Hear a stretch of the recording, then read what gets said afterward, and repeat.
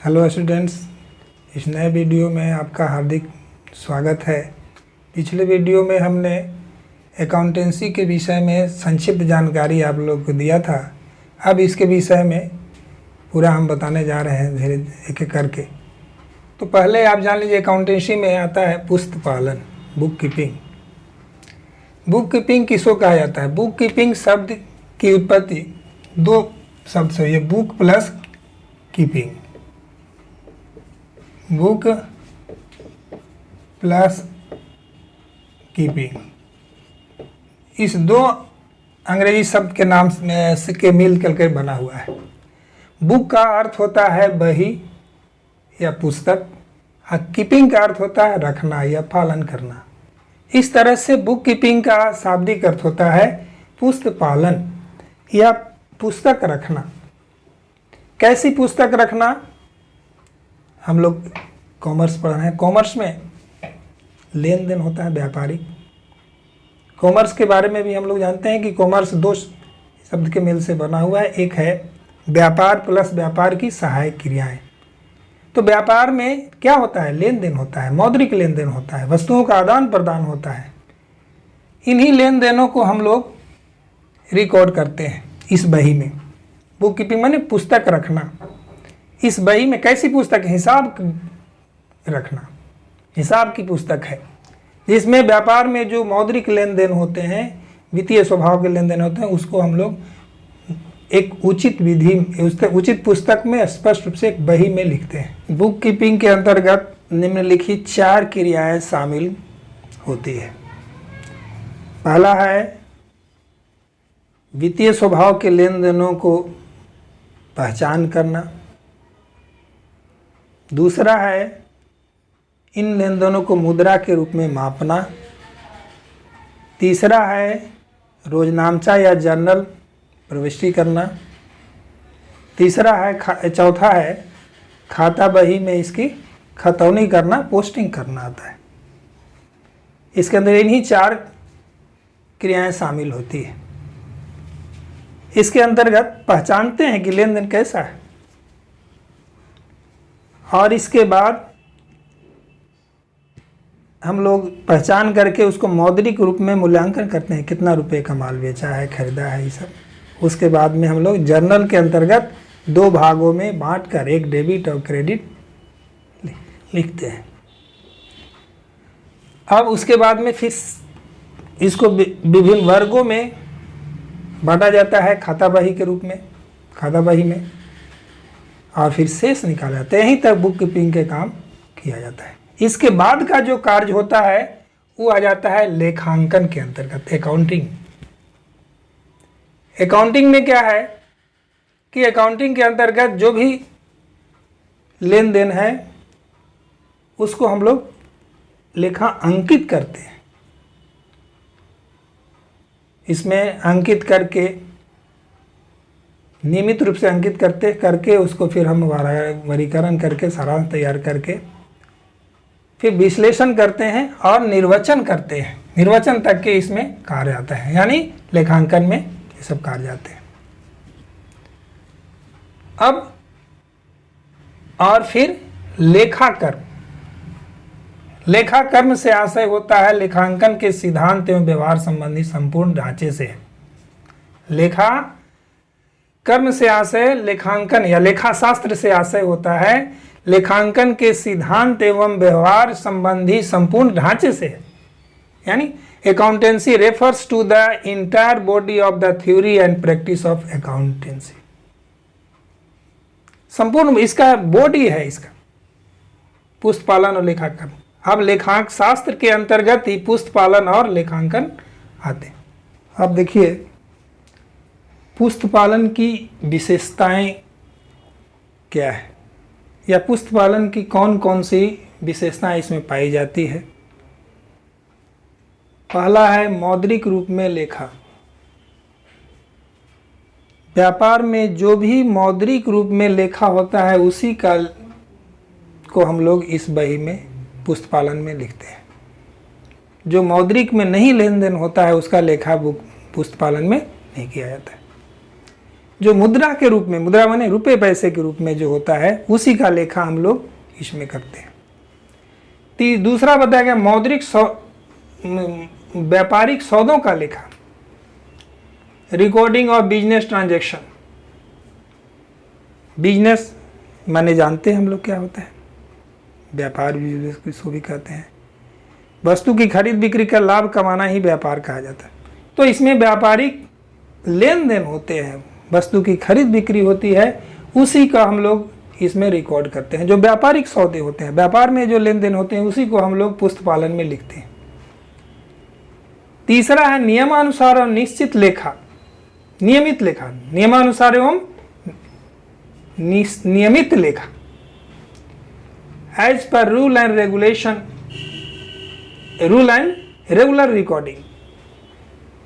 इसमें जो भी लेखा होता है पुस्तपालन में नियमित रूप, नियमानुसार होता है। इसमें नियम बनाए गए हैं, जिसका उल्लेख हम लोग आगे करेंगे, बताएंगे। नियम क्या है वो बताया गया है इसको। इसमें जो भी लेन देन होता है उसको दो भागों में बांट कर देखते हैं, डेबिट और क्रेडिट। इसके लिए एक नियम बना हुआ है, जिसके विषय में हम लोग आगे बताएंगे, अभी नहीं। नियमानुसार एवं नियमित रूप से, नियमित मैंने रेगुलर, व्यापार में ट्रांजैक्शन होते जाता है, रेगुलर हो रहा है, लिखा जा रहा है, रिकॉर्ड करते जाते हैं, हमेशा नियमित चलते रहता है। जिस तरह से व्यापार का कारोबार चलते रहता है, लेन देन होते रहता है, उसी तरह से उस लेन देन को हम लोग रिकॉर्ड भी वही में रेगुलर करते जाते हैं, निश्चित नियमानुसार करते हैं। चौथा है, इसकी विशेषता है निश्चित बहियों में लेखा होता है। इसके लिए बही निश्चित की गई है, बहियां रखी जाती है, सेल्स बुक रखा जाता है, परचेज बुक रखा जाता है, कैश बुक रखा जाता है, बिल रिसीवेबल बुक भी लिखा जाता है, बिल्स पेबल बुक भी होता है, सेल्स रिटर्न बुक होता है, परचेज रिटर्न होता है। इन सभी निश्चित जो बहियां हैं, उस बहियों में ही लेखा होता है, जो ट्रांजैक्शन होता है। क्रय बही है तो क्रय का लेखा, उसमें परचेज का लेखा होगा। विक्रय बही है, विक्रय का लेखा उसमें किया जाएगा। विक्रय वापसी बही है, जिसमें केवल बेचा हुआ माल वापस होगा, उसी को लिखेंगे। और क्रय बही है, क्रय वापसी बही है, जिसमें केवल खरीदा हुआ माल जो वापस होता है उसको लिखते हैं। प्राप्त बिल वही है, जो प्राप्त होगा बिल, उसके विषय में लिखा जाएगा।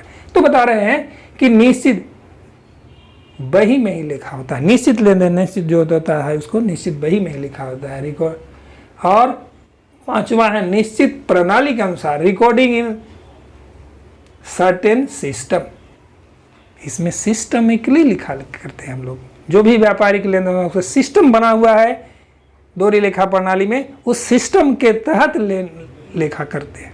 उस सिस्टम से बाहर हम लोग नहीं लिखते हैं, उसके लिए निश्चित नियम बने हुए हैं कानून में, उसके तहत हम लोग लिखते हैं।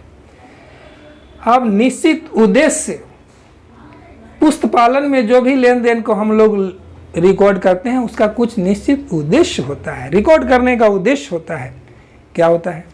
जैसे हम लोग व्यापार करते हैं तो उसका भी उद्देश्य है छिपा हुआ है। बिना उद्देश्य के कोई काम हम लोग नहीं करते हैं, उसके पीछे उद्देश्य छिपा होता है। व्यापार का उद्देश्य होता है, मुख्य उद्देश्य है लाभ कमाना, क्रय विक्रय करके लाभ कमाना। तो लाभ के उद्देश्य से हम लोग कारोबार करना चाहते हैं, तो उद्देश्य मेरा होता है लाभ हानि जानना व्यापार में, कि व्यापार में हम लोग कारोबार जो किए कर रहे हैं साल भर के दौरान जो अधिकतर निकाला जाता है, हिसाब किताब का फाइनल रिकॉर्ड होता है कि हमारे व्यापार में साल भर जो कारोबार किए इसमें क्या परिणाम हुआ, लाभ हुआ कि हानि। हमारा व्यापार लाभ की ओर अग्रसर है कि हानि की ओर है।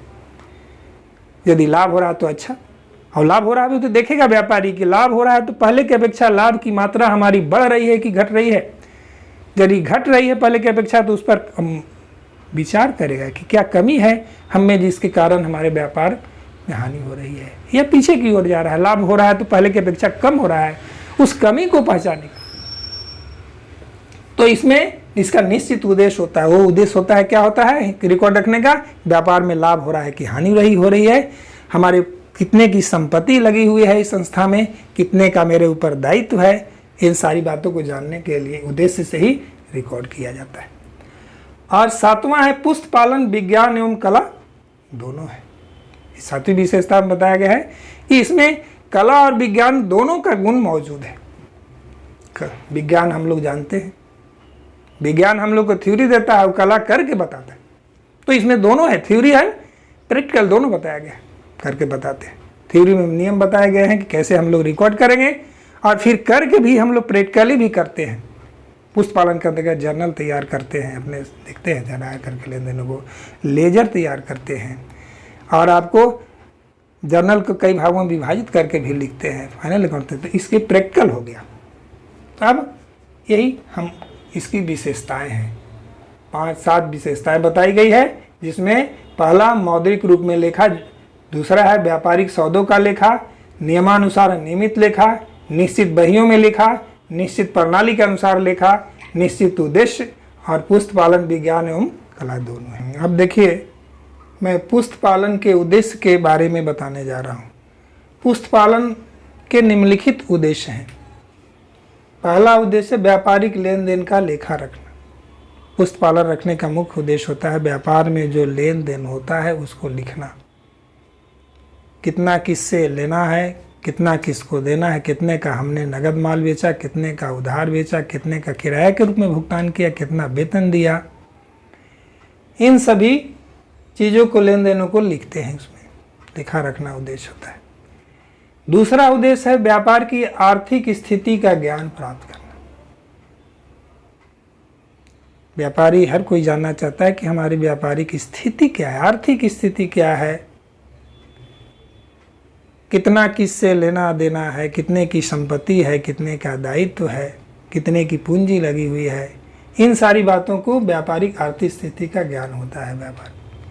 इसके लिए व्यापारी अपने यहाँ साल के अंत में अंतिम खाते तैयार किया जाता है, जिसको फाइनेंशियल स्टेटमेंट ऑफ भी कहते हैं, वित्तीय विवरण भी कहते हैं। इसके अंतर्गत ट्रेडिंग प्रॉफिट एंड लॉस और बैलेंस शीट बनाया जाता है, इसके तहत मालूम किया जाता है। तीसरा जो उद्देश्य है उसका व्यापार की प्रवृत्ति से अवगत करना।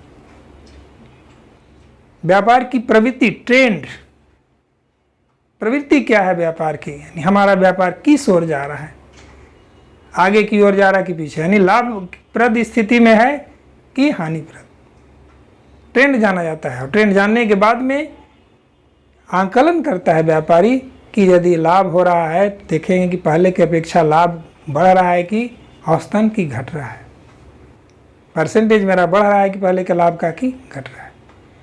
यदि बढ़ रहा है तो देखेंगे कि बढ़ जो रहा है पहले की अपेक्षा रेशियो बढ़ने का क्या है, अच्छा है कि खराब है। पहले से रेशियो जो बढ़ रहा था उस रेशियो से बढ़ रहा है कि उसके थोड़ा सा डाउन किया है।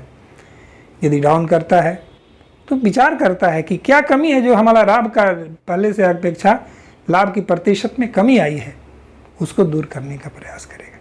तो व्यापार की प्रवृत्ति जानना इसका होता है। चौथा होता है उद्देश्य है लाभ हानि के कारण ज्ञात करना। लाभ हानि का कारण मालूम किया जाता है कि व्यापार में जो लाभ हो रहा है उसके क्या कारण है, हमारे या हानि हो रहा है तो उसके क्या कारण है, इस पर अमल करना है, कुछ सुधार की जरूरत क्या है, उस पर विचार किया जाता है देख करके। पांचवा उद्देश्य है करों का सही अनुमान लगाना। व्यापारी पर सरकार कर लगाती है, और कर लगाती है, देखती है कि साल भर में कितना इन्होंने आमदनी अर्जित किया, आय अर्जित की, लाभ कितना कमाया साल भर, उसी पर कर लगती है। तो यदि हम लोग पुष्प पालन नहीं रखेंगे तो सही रूप से आय कर का निर्धारण नहीं हो पाएगा, क्योंकि आय पर कर लगता है। यदि हम हिसाब किताब नहीं रखेंगे तो सही अनुमान नहीं लगा पाएंगे कि हमारे व्यापार में लाभ कितना हुआ, हानि कितनी हुई। लाभ आय हुआ तो कितना हुआ, तो टैक्स ठीक ढंग से नहीं लग पाएगा। तो इसके लिए भी करों का सही अनुमान लगाया जाता है बुक कीपिंग के आधार पर कि साल भर में इतना हमने आय अर्जित किया है, इतना हमको कर सरकार को देना होगा, इसकी भी अनुमान लगाते हैं। और सरकार भी इसी आधार पर हमारे जाकर के लाभ हानि या जो बैलेंस शीट तैयार करते हैं, सारा स्टेटमेंट हम लोग साल भर का रिकॉर्ड दे देते हैं आयकर विभाग को, उसी आधार पर कर लगाती है। छठा उद्देश्य है व्यापारिक माल संबंधी ज्ञान की प्राप्ति। बुक कीपिंग रखने से व्यापार में जो माल का लेन देन होता है उसकी हमको स्थिति मालूम होती है कि आज हमारा स्टॉक में माल कितना है, क्या माल की आवश्यकता है और खरीदने की, स्थिति देख करके पता करते हैं कि और आवश्यकता है कि इतने से काम चल जाएगा। तो इससे हमको माल के संबंधित ज्ञान की प्राप्ति होती है, इसका उद्देश्य होता है जानना। 7वां उद्देश्य है संपत्ति एवं दायित्वों का ज्ञान प्राप्त करना। संपत्ति और दायित्व कितना है संस्था की, संस्था के पास संपत्तियां कितनी क्या है, संपत्तियों में कैश कितना क्या है, कैश संपत्तियां कई तरह की होती है, चालू संपत्तियां हैं, अस्थायी संपत्तियां। तो अस्थायी संपत्तियां कितने की लगी है, चालू संपत्तियां कितनी की लगी है, और दायित्व भी 2 तरह का होता है, अस्थायी और चालू दायित्व। तो इस अस्थायी संपत्ति और दायित्वों, अस्थायी एवं चालू संपत्ति दायित्वों का इसके आधार पर हम लोग क्या ज्ञान की प्राप्ति करते हैं कि कितना लगा हुआ है संस्थान। 8वां है व्यापारिक पूंजी की स्थिति का ज्ञान प्राप्त करना। बुक कीपिंग से पता लगता है कि व्यापार में पूंजी कितनी की है, अभी हमारा फिलहाल पूंजी कितना का है, बच रहा है, क्या स्थिति है पूंजी की। नेक्स्ट है 9वां है व्यापारिक त्रुटियों का ज्ञान। पुस्तक पालन रखने से व्यापारिक त्रुटियों की जानकारी मिलती है, भी रिकॉर्ड करने में कहीं त्रुटियां हो गई है उसको भी जानकारी होती है, उसको सुधारने का प्रयास करते हैं। इसमें बताया गया है आगे चल के हम लोग कि रिकॉर्ड करने में कहीं त्रुटियां रह जाती है, गलतियां होती है, तो उसको हम लोग किस तरह से सुधारेंगे, उन सारी त्रुटियों का भी ज्ञान होता है, कहाँ पर हमारी त्रुटियां हैं लेखा जोखा हिसाब किताब करने में। फिर है व्यापारिक नीति निर्धारण में सरलता। इसके सहारे व्यापार की नीतियों का निर्धारण करने में भी सहायता मिलती है। तो पुस्तक पालन का एक उद्देश्य भी है कि इससे व्यापार की नीतियाँ निर्धारित होती है, नीति निर्धारित करने में सहायता मिलती है। तो नीति निर्धारित करने के उद्देश्य से भी पुस्तक पालन रखा जाता है। बस आज इतना ही, फिर मिलते हैं नेक्स्ट वीडियो में नए टॉपिक के साथ। जय हिंद।